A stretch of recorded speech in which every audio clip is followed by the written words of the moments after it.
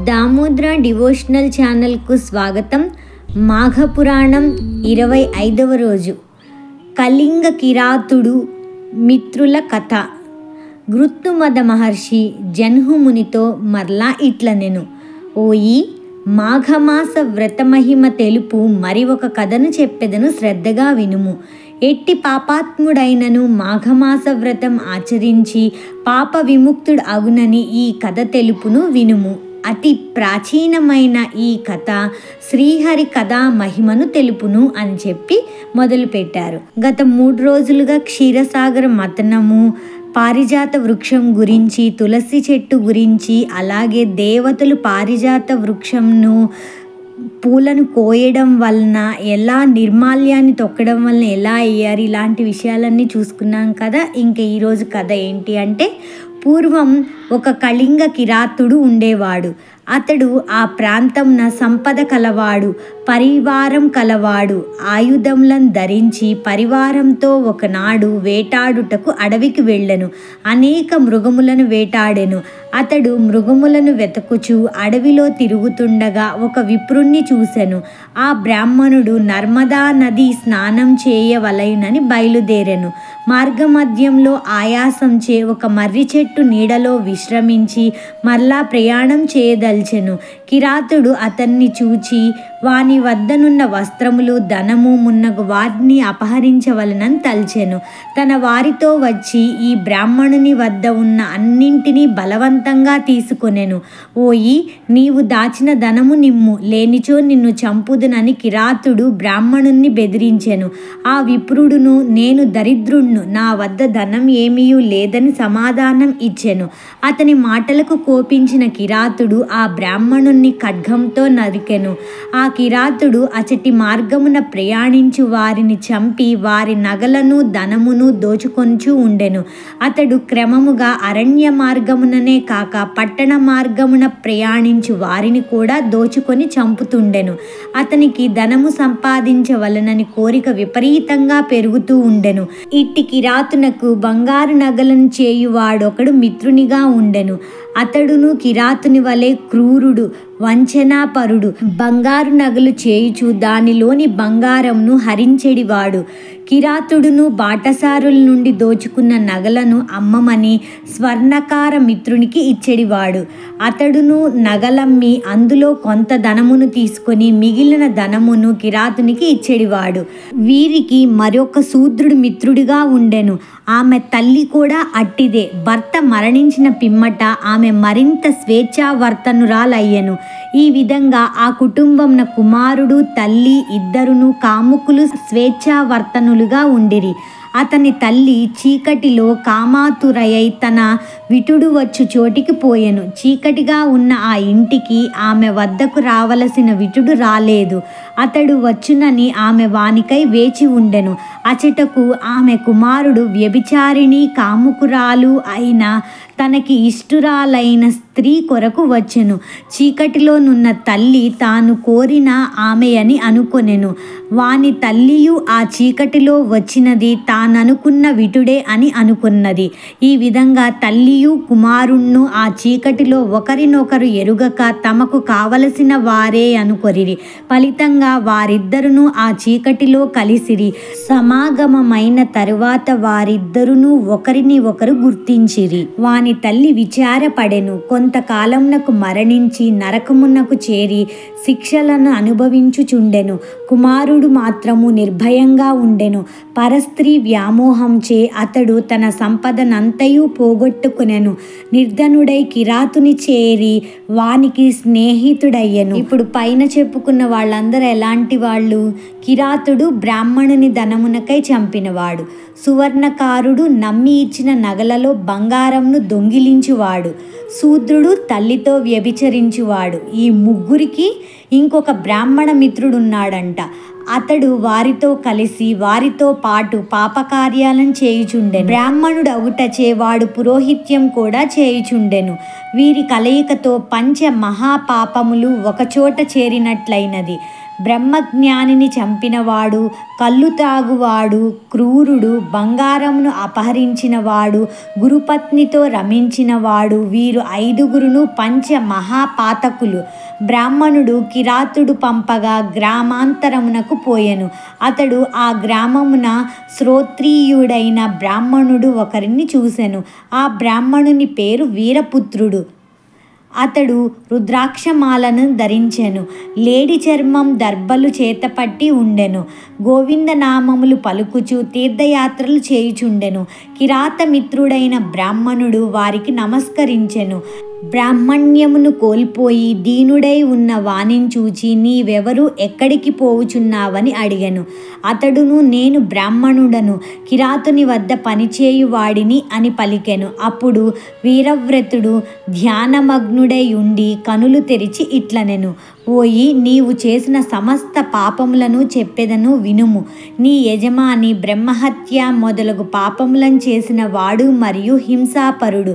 వానికి బంగారమును దొంగిలించిన వాడు మిత్రుడు. వారికొక శూద్రుడు మిత్రుడు, తల్లితో రమించినవాడు. ఇట్లు పంచ మహాపాపములను చేసిన వారితో తిరిగి నీ బ్రహ్మ తేజస్సును కోల్పోతివి. పాపాత్ములతో మాటలాడినను, వానిని చూచినను, తాకినను వాడును వారి వలె పాపాత్ముడగును. అటువంటి వారితో మాటలాడక తప్పనిసరి అయినను దర్భను చేతబట్టి మాటలాడవలెను. అట్లు చేసిన పాపమంటదు. నీ వట్టి పాపాత్ముల సాంగత్యముచే బ్రాహ్మణత్వమును పోగొట్టుకొని పాపివైతివి. ఇట్టి నీతో మాటలాడరాదు. బ్రహ్మహత్య చేసిన వాడు, మద్యపానం చేసిన వాడు, గురుతల్పగమనమును చేసిన వాడు, బంగారమును దొంగిలించిన వాడు, వీరితో స్నేహం చేసిన వాడు, వీరైదుగురు పాపులే. ఇట్టి వారికెంత దూరంగానున్న అంత మంచిది అని వీరపుత్రుడు నిస్సంకులునితో పలికి విన్నవించెను. నిస్సంకులుడును వీరపుత్రుని మాటలను విని భయపడెను. జ్ఞాని, నన్ను దయతో రక్షింపుము. నాకీ భయంకర పాపం నుంచి విముక్తి ఎట్లు కలుగును?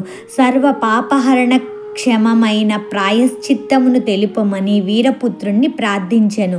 వాని మాటలను విని దయాళువైన వీరపుత్రుడు మనువు మొదలైన వారు చెప్పిన ప్రకారం ప్రాయశ్చిత్తమును ఇట్లు చెప్పెదను. నిత్యము నీవు చేసిన పాపములను చెప్పుచు తీర్థయాత్రలను 12 సంవత్సరముల పాటు చేయుము. ప్రతి ఇంటను బిచ్చమెత్తుకొని ఆ భిక్షాన్నమును తినుచుండుము. ప్రతి మాఘమాసమున ప్రయాగ క్షేత్రమున ప్రాతకాల స్నానం చేసి మాధవుణ్ణి దర్శింపుము. ప్రయాగ స్మరణమునే ముక్తి కలుగును. స్నానం చేసినచో వచ్చు పుణ్యమును చెప్పజాలను.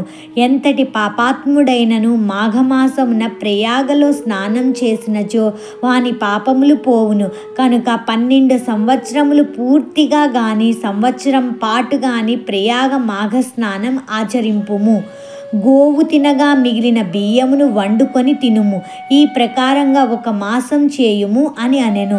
నిస్సంకులుడను అట్లే అని అంగీకరించెను. తన మిత్రులైన కిరాతాదులకు ప్రాయశ్చిత్తమును చెప్పుడని కోరెను. వీరవ్రతుడును వాని మాటలకు సంతోషించి, నీకు చెప్పిన ప్రాయశ్చిత్తమే వారికి నీ ఆచరింపతగినదని చెప్పెను. నిస్సంకులుడును వీరపుత్రునకు నమస్కరించి 12 సంవత్సరముల ప్రాయశ్చిత్తమును చేసుకొన్న తరువాత నాకు ధర్మమును ఉపదేశింప కోరుదునని అడిగెను. ఆ ధర్మం అప్పుడు చెప్పుదును పొమ్మని పలికెను.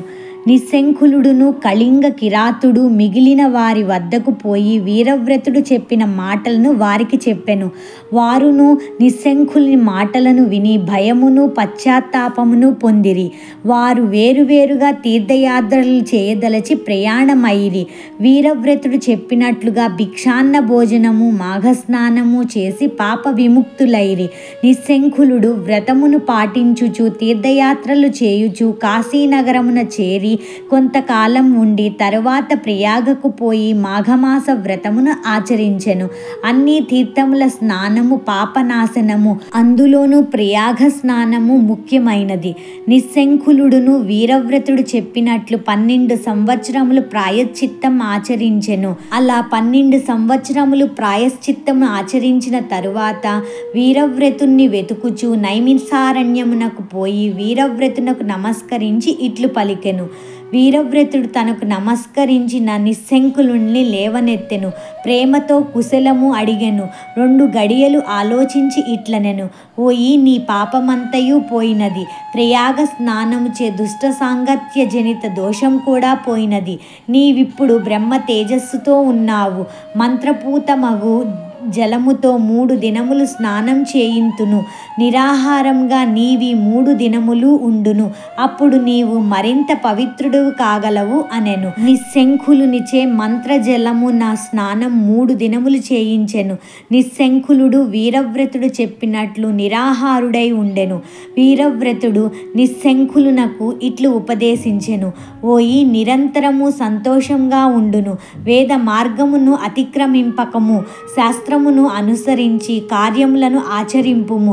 వివాహం చేసుకొని గృహస్థ ధర్మం ఆచరింపుము. ప్రాణహింసను మానుము. సనాతన ధర్మమును పాటింపుము. సజ్జనులను సేవింపుము. సంధ్యావందనము మొదలగు నిత్య కర్మలను మానకము. ఇంద్రియ నిగ్రహమును కలిగి ఉండుము. హరుణ్ణి పూజింపుము. ఇతరుల అపరాధమును చెప్పకము. ఇతరుల వృద్ధిని చూచి విచారపడకము. పరస్త్రీలను తల్లివలే చూడుము. చదివిన వేదములను మరవకము. అతిథులను అవమానింపకుండా ఉండవలెను. పితృదినమున శ్రాద్ధమును పెట్టవలెను. చాడీలను చెప్పకూడదు. ఇతిహాస పురాణములను వేదాంగములను పరిశీలించుచు ఉండవలెను. సిగ్గును విడిచి హరినామమును కీర్తింపుము. పెద్దలు చెప్పిన త్రిపుండ ధారణము చేయుము. రుద్రాక్షమాలను ధరించి రుద్ర సూక్తముతో శివుణ్ణి అర్చింపుము. తులసీమాలను ధరించి తులసీ దళములతో లక్ష్మీనారాయణులను, బిల్వదళములతో శివుణ్ణి అర్చింపుము. హరిపాద తీర్థమును సేవింపుము. నివేదాన్నమును భుజింపుము. యతీశ్వరులను గౌరవింపుము. తల్లిదండ్రులను సేవింపుము. నియమముతో మంత్రానుష్ఠానం చేయుము. కామక్రోధాది శత్రువులను జయింపుము. మాఘ స్నానమును మరవకము. మనస్సును అదుపులో ఉంచుకొనుము. చిత్తశుద్ధితో వ్రతాధికమును ఆచరింపుము అని వీరవ్రతుడు నిస్సంకునకు ధర్మ ప్రశస్తిని ఆచరణా విధానంను చెప్పెను. నిస్సంకులుడు వీరవ్రతుని పాదములకు నమస్కరించెను. గురువు అనుమతిని పొంది మరలా కాశీనగరమునకు పోయెను.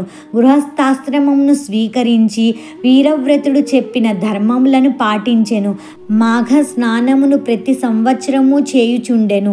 అనేక భోగములను పుత్ర పౌత్రులను పొంది సుఖముగా ఉండెను. తరువాత మరణించి ముక్తిని పొందెను. చూడండి ఎన్ని మంచి పనులు మన కోసం బోధించారో. అసలు వరుసగా చదువుతూ ఉంటే వీటన్నిటిలో మంచిగా ఉండేవాళ్ళు 90% అన్నీ పాటిస్తూనే ఉంటారండి. ఎవరైనా కొన్ని పాటించకపోకుండా ఉంటుంటే అలాంటివి కూడా అన్నీ శ్రద్ధగా పాటించండి. అవన్నీ కూడా మన కోసమే. ఈ కథ ద్వారా మనకేమర్థమైంది, ఎంతటి పాపాత్ముడైనా పశ్చాత్తాపపడి ప్రాయశ్చిత్తం చేసుకుంటే పాపాల నుంచి విముక్తి పొందవచ్చు అని అర్థమైంది. మాఘమాస స్నాన పుణ్యాన్ని చేకూర్చి పాపాలను హరిస్తుంది అని కూడా అర్థమైంది. సజ్జన సాంగత్యం మంచి జీవితానికి దారితీస్తుంది. అదే సమయంలో దుష్ట సాంగత్యం చెడ్డవాళ్లతో సాంగత్యం మనల్ని చెడుదారిలో నడిపిస్తుంది. ధర్మ మార్గంలో నడవడమే సుఖశాంతులకు దారి. పాపం యొక్క పరిణామాలు భయంకరమైనవి కాబట్టి వాటి నుండి ప్రాయశ్చిత్తం ద్వారా బయటపడే మార్గాన్ని మనకి ఈ కథ చూపిస్తుంది అని చెప్పుకోవచ్చు. తిరిగి రేపు 26వ అధ్యాయంలో కలుద్దాం. సర్వం శ్రీకృష్ణార్పణమస్తు.